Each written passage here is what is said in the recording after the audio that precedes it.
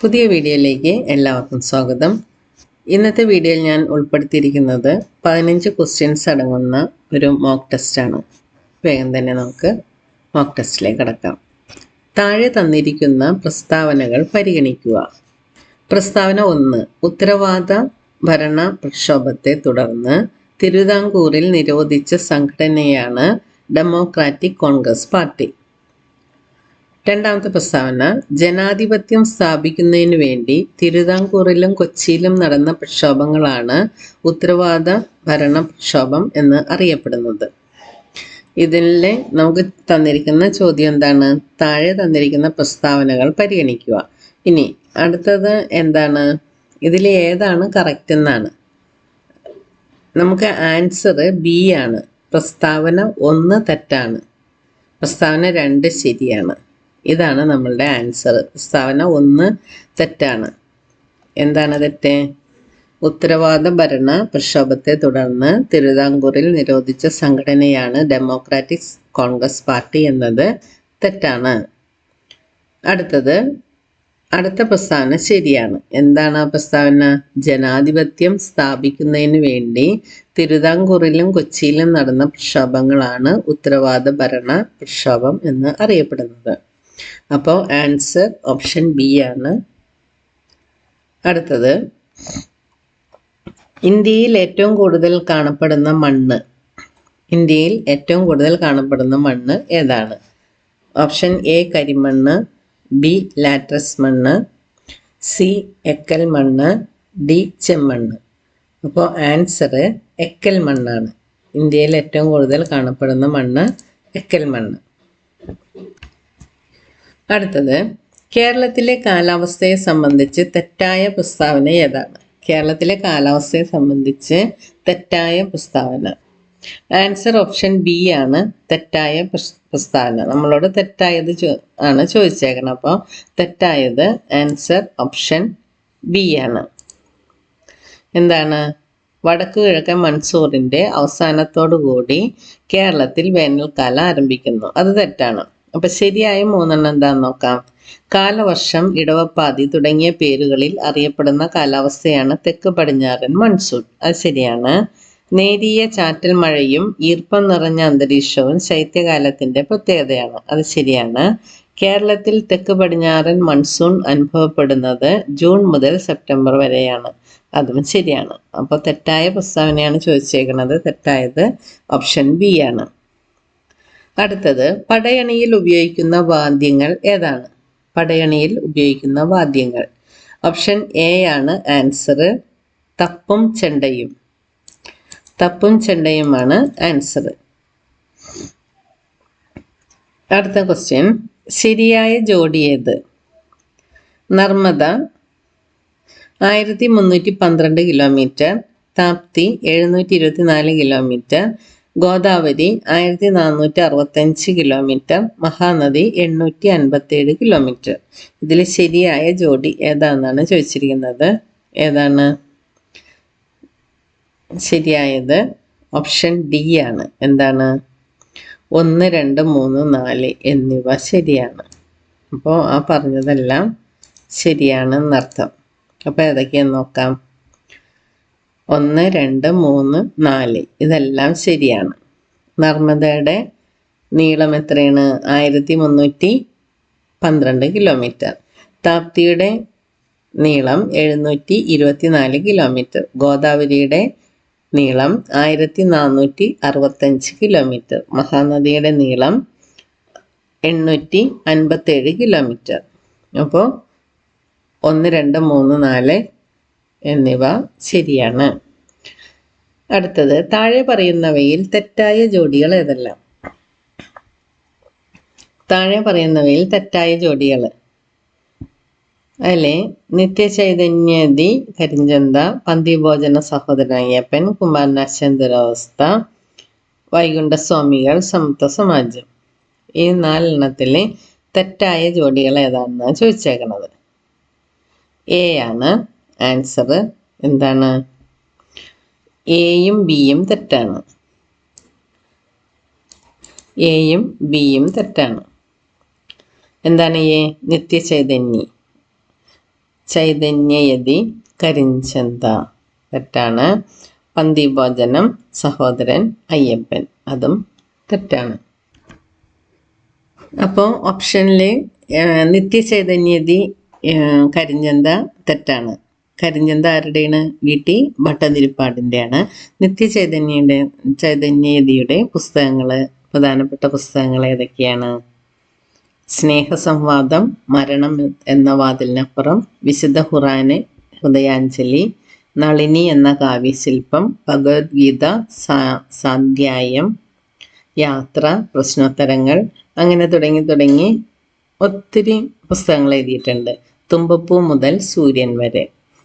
അപ്പോൾ ഈ കരിഞ്ചന്ത നിത്യചൈതന്യതയുടെ അല്ല. കരിഞ്ചന്ത VT ഭട്ടതിരിപ്പാടിൻ്റെയാണ്. പന്തിഭോജനം സഹോദരൻ അയ്യപ്പൻ എന്നാണ്. അത് തെറ്റാണെന്നാണ്. എന്താണ്? പന്തിഭോജനം ആരുടെയാണ്? തൈക്കാട് അയ്യ. അപ്പോൾ സഹോദരൻ അയ്യപ്പൻ്റെ എന്താണ്? ഒരു ഭോജനമാണ്. അത് പന്തിഭോജനം അല്ല. പന്തിഭോജനം ആരുടെയാണ്? തൈക്കാട് അയ്യ. അപ്പോൾ സഹോദരൻ അയ്യപ്പൻ്റെ എന്ത് ഭോജനമാണ്? മിശ്രഭോജനം സഹോദരൻ അയ്യപ്പൻ്റെ, പന്തിഭോജനം തൈക്കാട് അയ്യയുടെ. അപ്പോൾ വേറെ 2 ഭോജനം കൂടിയുണ്ടല്ലോ. ഒന്ന് സമപന്തിഭോജനം, അത് വൈകുണ്ഠ സ്വാമിയുടെ. പ്രീതിഭോജനം ബാഗ്ബടാനന്ദൻ്റെ. അപ്പോൾ ഒന്നുകൂടിയും പറയാം. പന്തിഭോജനം തൈക്കാട് അയ്യയുടെയാണ്. സമപന്തിഭോജനം വൈകുണ്ഠ സ്വാമി. മിശ്രഭോജനം സഹോദരൻ അയ്യപ്പൻ. പ്രീതിഭോജനം ബാഗ്ബടാനന്ദൻ. അപ്പോൾ ഈ ഭോജനം വെച്ചുള്ള അത് കൺഫ്യൂസ്ഡ് ആകാതെ പഠിച്ചെടുക്കണം. അതിന് നിങ്ങൾ നിങ്ങളുടേതായ കോഡുകൾ ഉപയോഗിച്ചിട്ട് അത് മറക്കാതെ നോക്കണം കേട്ടോ. ഇനി അടുത്തത്, എയിൽ തന്നിരിക്കുന്നവ തമ്മിലുള്ള ബന്ധം മനസ്സിലാക്കി ബിയിൽ വിട്ടുപോയത് തിരഞ്ഞെടുക്കുക. എയിൽ തന്നിരിക്കുന്നവ തമ്മിലുള്ള ബന്ധം മനസ്സിലാക്കിയിട്ട് ബിയിൽ വിട്ടുപോയത് തിരഞ്ഞെടുക്കുക. ആദ്യ ഇന്ത്യൻ സിനിമ പുണ്ടാലിക്കാണ്. അപ്പോൾ ഇന്ത്യയുടെ ആദ്യ തദ്ദേശീയ സിനിമ എന്ന് പറയുമ്പോൾ ഏതാണ്? ഓപ്ഷൻ എ രാജ ഹരിചന്ദ്രയാണ് ഇന്ത്യയുടെ ആദ്യ തദ്ദേശീയ സിനിമ എന്ന് പറഞ്ഞത്. ഇന്ത്യയുടെ ആദ്യ തദ്ദേശീയ സിനിമ എന്ന് പറയുന്നത് രാജ ഹരിചന്ദ്ര. ആദ്യ ഇന്ത്യൻ സിനിമ എന്ന് പറയുന്നത് പുണ്ടാലിക്കാണ്. അപ്പോൾ കൺഫ്യൂസ്ഡ് ആകരുത്. ഇന്ത്യയിലെ ആദ്യത്തെ സിനിമ എന്നറിയപ്പെടുന്നത് പുണ്ടാലിക്ക്. പിന്നെ ഇന്ത്യയുടെ ആദ്യ തദ്ദേശീയ സിനിമ എന്നും പൂർണ്ണമായി ഇന്ത്യയിൽ നിർമ്മിച്ച ആദ്യ സിനിമ എന്നും അറിയപ്പെടുന്നത് രാജ ഹരിചന്ദ്രയാണ്. അതും തെറ്റിപ്പോകരുത് കേട്ടോ. ഇന്ത്യയുടെ ആദ്യത്തെ സിനിമ പുണ്ടാലിക്ക്, എന്നാൽ അത് പൂർണ്ണമായിട്ട് ഇന്ത്യയിൽ നിർമ്മിച്ചത്, അതായത് ഷൂട്ട് ചെയ്തത് മൊത്തം ഇന്ത്യയിൽ തന്നെ ഷൂട്ട് ചെയ്ത, അതാണ് ഇന്ത്യയുടെ ആദ്യ തദ്ദേശീയ സിനിമ എന്നറിയപ്പെടുന്നത് രാജ ഹരിചന്ദ്രയാണ്. അപ്പോൾ സിനിമയുടെ കുറച്ച് കാര്യങ്ങളൊന്നും നമുക്ക് നോക്കാം. നിങ്ങൾ എഴുതിയെടുക്കുകയാണെങ്കിൽ എഴുതിയെടുത്തോട്ടോ. ഇന്ത്യൻ സിനിമയുടെ പിതാവ് എന്നറിയപ്പെടുന്നത് ദാദാ സാഹിബ് ഫാൽക്കെ. അവാർഡൊക്കെ നമുക്കറിയാമല്ലോ. അപ്പോൾ ഇന്ത്യൻ സിനിമയുടെ പിതാവ് ദാദാ സാഹിബ് ഫാൽക്കെ. ഇന്ത്യയിലെ ആദ്യ ശബ്ദ ചലച്ചിത്രം ഏതാണ്? ഇന്ത്യയിലെ ആദ്യ ശബ്ദ ചലച്ചിത്രം ആലം ആര. 1931 അത് റിലീസായത്. ഇന്ത്യയിലെ ആദ്യ ശബ്ദ ചലച്ചിത്രമാണ് ആലം ആര. ഇന്ത്യയിലെ ആദ്യ കളർ ചിത്രം, ഇന്ത്യയിലെ ആദ്യ കളർ ചിത്രം കിസാൻ കന്യ. ഇനി ദാദാ സാഹിബ് ഫാൽക്കെ നമ്മൾ കണ്ടു. ആരാണത്? ഇന്ത്യൻ സിനിമയുടെ പിതാവ്. അദ്ദേഹത്തിന്റെ ജന്മസ്ഥലം, അത് PSC ഒരു തവണ ചോദിച്ചിട്ടുണ്ട് കേട്ടോ. ദാദാ സാഹിബ് ഫാൽക്കെയുടെ ജന്മസ്ഥലം നാസിക്കാണ്. സ്ത്രീകൾ അഭിനയിച്ച ആദ്യ ഇന്ത്യൻ സിനിമ മോഹിനി ഭസ്മാസുർ.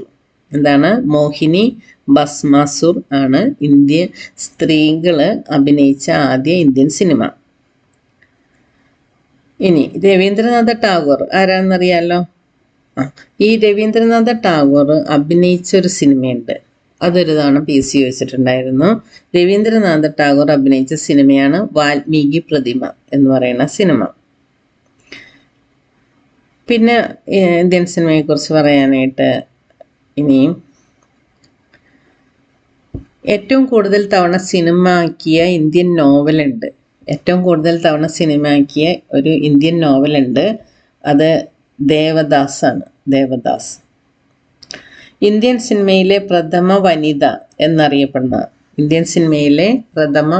എന്നറിയപ്പെടുന്നത് നർഗീസ് ദത്താണ്. ഇനി മുഖ്യമന്ത്രിയായ ആദ്യ ഇന്ത്യൻ നടൻ നമുക്കറിയാം MG രാമചന്ദ്രൻ, MGR. മുഖ്യമന്ത്രിയായ ആദ്യ ഇന്ത്യൻ നടി അതും നമുക്കറിയാം. ആരാണ്? ജാനകി രാമചന്ദ്രൻ. ഇനി ഇന്ത്യയിലെ ഏറ്റവും വലിയ ഫിലിം സ്റ്റുഡിയോ ഏതാണ്? Ramoji film city. ഇനി ഷോല എന്ന സിനിമയുടെ സംവിധായകൻ രമേഷ് സിപ്പി. പതേർ പാഞ്ചാലിയുടെ സംവിധായകൻ സത്യജിത്ത് റായ്. പതേർ പാഞ്ചാലിയുടെ സംവിധായകൻ സത്യജിത്ത് റായ്. ഈ പതേർ പാഞ്ചാലിയെ കുറിച്ച് പറയുമ്പോൾ പതേർ പാഞ്ചാലി ഒരു ബംഗാളി സിനിമയാണ്. ബംഗാളി സിനിമ പതേർ പാഞ്ചാലി എന്ന് പറയുന്ന ബംഗാളി സിനിമ സംവിധാനം ചെയ്തത് സത്യജിത്ത് റായ് ആണ്. പതേർ പാഞ്ചാലിക്കുള്ള പ്രത്യേകത എന്താണെന്ന് വെച്ചാൽ വിഭൂതിഭൂഷൺ ബന്ദോപാധ്യായ എഴുതിയ ഒരു നോവലാണ് പതേർ പാഞ്ചാലി. ഈ വിഭൂതിഭൂഷൺ ബന്ദോപാധ്യായ എന്ന് പറഞ്ഞത് ബംഗാളി നോവലിസ്റ്റാണ്. ഇത്രയും മാത്രം നമുക്കറിഞ്ഞാൽ മതി. PSCക്ക് ഇത്ര കാര്യങ്ങളൊക്കെ ചോദിക്കാൻ സാധ്യതയുള്ളൂ.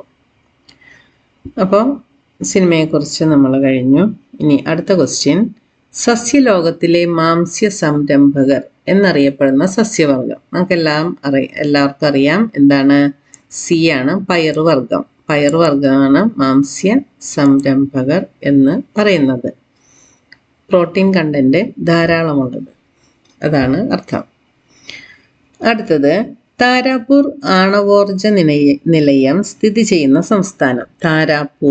താരാപൂർ ആണവോർജ നിലയം സ്ഥിതി ചെയ്യുന്ന സംസ്ഥാനമാണ് മഹാരാഷ്ട്ര. മഹാരാഷ്ട്രയാണ് താരാപൂർ ആണവോർജ നിലയം സ്ഥിതി ചെയ്യുന്നത്. അടുത്തത്, ചേരുംപടി ചേർക്കുക. കോൺഗ്രസ് സമ്മേളനങ്ങൾ വർഷം. ബങ്കിപ്പൂർ സമ്മേളനം, കറാച്ചി സമ്മേളനം, അമരാവതി സമ്മേളനം, ഹരിപുര സമ്മേളനം. നമുക്ക് ആൻസർ നോക്കാം. A ആണ് ആൻസർ. ഒന്നില് B ആണ് കറക്റ്റ്. ഒന്നില് എന്താണ്? ബങ്കിപ്പൂർ സമ്മേളനം നടന്നത് 1912 ബങ്കിപ്പൂർ സമ്മേളനം 1912. ഇനി കറാച്ചി സമ്മേളനത്തിലെ D ആണ്. 1931 കറാച്ചി സമ്മേളനം നടന്നത്. അമരാവതി സമ്മേളനം 1897 അമരാവതി സമ്മേളനം നടന്നേക്കുന്നത്. ഹരിപുര സമ്മേളനം നടന്നത് 1938. അപ്പം നിങ്ങൾ ഈ INC സമ്മേളനങ്ങളൊക്കെ വളരെ ഇമ്പോർട്ടൻ്റ് ആണ്. അത് വർഷവും അതിൻ്റെ അധ്യക്ഷനും അങ്ങനെയൊക്കെ പഠിച്ചിരിക്കുക. ഇതിൻ്റെ ഒരു ക്ലാസ് ഞാൻ അടുത്ത തന്നെ വീഡിയോ പബ്ലിഷ് ചെയ്യുന്നതാണ്. ഇനി അടുത്ത ക്വസ്റ്റ്യൻ, വായുവിൽ കൂടി പകരാത്ത രോഗം. നമ്മൾ വായിക്കുമ്പോൾ കറക്റ്റ് നോക്കി വായിക്കണം. പകരുന്നതാണോ പകരാത്തതാണോ? അപ്പോൾ പകരാത്ത രോഗം ഏതാണ്? D, cholera. ബാക്കിയെല്ലാം പകരുന്ന രോഗമാണ്. ആന്ത്രാക്സ്, ചിക്കൻ ബോക്സ്, ക്ഷയം അതെല്ലാം വായുവിൽ കൂടി പകരുന്നതാണ്. കോളറ വായുവിൽ കൂടിയല്ല, വെള്ളത്തിൽ കൂടി പകരുന്നതാണ്. അടുത്തത്, വൃക്കയ്ക്ക് തകരാറ് മൂലം ഡയാലിസിസിന് വിധേയരാകുന്ന BPL രോഗികൾക്ക് പ്രതിമാസം ധനസഹായം നൽകുന്ന പദ്ധതി. വൃക്കയ്ക്ക് തകരാറ് മൂലം ഡയാലിസിസിന് വിധേയരാകുന്ന BPL രോഗികൾക്ക് പ്രതിമാസം ധനസഹായം നൽകുന്ന പദ്ധതി ഏതാണ്? A ആണ് സമാശ്വാസ പദ്ധതി. സമാശ്വാസ പദ്ധതി എന്നാണ് അറിയുന്നത്. എന്ത്? വൃക്കകൾക്ക് തകരാറ് മൂലം ഡയാലിസിസിന് വിധേയരാകുന്ന BPL രോഗികൾക്കാണ് കേട്ടോ. ആ പദ്ധതിയുടെ പേരാണ് സമാശ്വാസ പദ്ധതി. അടുത്തത്, മോഹിനിയാട്ടത്തെക്കുറിച്ച് താഴെ പറയുന്നവയിൽ ഏതാണ് ശരി? മോഹിനിയാട്ടം ലാസ്യ ശൈലിയാണ് പിന്തുടരുന്നത്. മോഹിനിയാട്ടത്തെക്കുറിച്ചുള്ള പരാമർശം വ്യവഹാരമാല എന്ന ഗ്രന്ഥത്തിൽ കാണാം. വടിവേലുവാണ് മോഹിനിയാട്ടത്തിലെ ചൊല്ലുകെട്ടിന്റെ ഘടന ചിട്ടപ്പെടുത്തിയത്. മോഹിനിയാട്ടത്തിന്റെ പുനരുജ്ജീവനത്തിലും ജനകീയവൽക്കരണത്തിലും ഒരു പ്രധാന വ്യക്തിയാണ് കനക്രലെ. ഏതാണ് ശരി നോക്കാം. ആൻസർ ഡി ആണ്. മുകളിലുള്ളവയെല്ലാം കറക്റ്റാണ്. മുകളിലുള്ളവയെല്ലാം. അപ്പോൾ നമുക്കൊന്നുകൂടി നോക്കാം. അപ്പോൾ മോഹിനിയാട്ടം ലാസ്യ ശൈലിയാണ് പിന്തുടരുന്നത്. മോഹിനിയാട്ടത്തെക്കുറിച്ചുള്ള പരാമർശം വ്യവഹാരമാല എന്ന ഗ്രന്ഥത്തിൽ കാണാം. അത് ശരിയാണ്. വടിവേലുവാണ് മോഹിനിയാട്ടത്തിലെ ചൊല്ലുകെട്ടിന്റെ ഘടന ചിട്ടപ്പെടുത്തിയത്. മോഹിനിയാട്ടത്തിന്റെ പുനരുജ്ജീവനത്തിലും ജനകീയവൽക്കരണത്തിലും ഒരു പ്രധാന വ്യക്തിയാണ് കനക്രലെ. അപ്പോൾ ഇതെല്ലാം ശരിയാണ്. അടുത്തത്, കരിമ്പനകളിൽ കാറ്റ് പിടിക്കുന്നത് പോലെ ഞാൻ ചിലപ്പോൾ ചിലതിൽ നഷ്ടപ്പെടുന്നു, അത് പകർത്താൻ ശ്രമിച്ചെന്നു മാത്രം. ഒന്നുകൂടി വായിക്കാം. കരിമ്പനകളിൽ കാറ്റ് പിടിക്കുന്ന പോലെ ഞാൻ ചിലപ്പോൾ ചിലതിൽ നഷ്ടപ്പെടുന്നു, അത് പകർത്താൻ ശ്രമിച്ചെന്നു മാത്രം. ഏത് കൃതിയുടെ ആമുഖത്തിലാണ് ഇത് എഴുതിയിരിക്കുന്നത്? ആൻസർ ബി ആണ്. ഖസാക്കിന്റെ ഇതിഹാസം. ഖസാക്കിന്റെ ഇതിഹാസത്തിലെ ആ കൃതിയുടെ ആമുഖത്തിൽ എഴുതിയിരിക്കുന്നതാണ് ഇത്. ആരുടെയാണ് ഖസാക്കിന്റെ ഇതിഹാസം? OV വിജയന്റെ. ഓക്കെ, ഇനി അടുത്ത ക്വസ്റ്റ്യൻ. ഇന്ത്യയിലെ ഏറ്റവും ഉയരം കൂടിയ കൊടുമുടി. ഇന്ത്യയിലെ ഏറ്റവും ഉയരം കൂടിയ കൊടുമുടി ഏതാണ്? ഇന്ത്യയിലെ ഏറ്റവും ഉയരം കൂടിയ കൊടുമുടി മൗണ്ട് K2 ആണ്. മൗണ്ട് K2 ആണ് ഇന്ത്യയിലെ ഏറ്റവും ഉയരം കൂടിയ കൊടുമുടി. 15 ക്വസ്റ്റ്യൻസ് ആണ് ഞാൻ ഇന്നത്തെ വീഡിയോയിൽ ഉൾപ്പെടുത്തിയിരിക്കുന്നത്. അപ്പോൾ ഇന്ന് ഇത് വൈൻഡപ്പ് ചെയ്യാണ്. വേറെ ക്വസ്റ്റ്യൻസുമായിട്ട് വേഗം തന്നെ വരാം. Thank you for watching.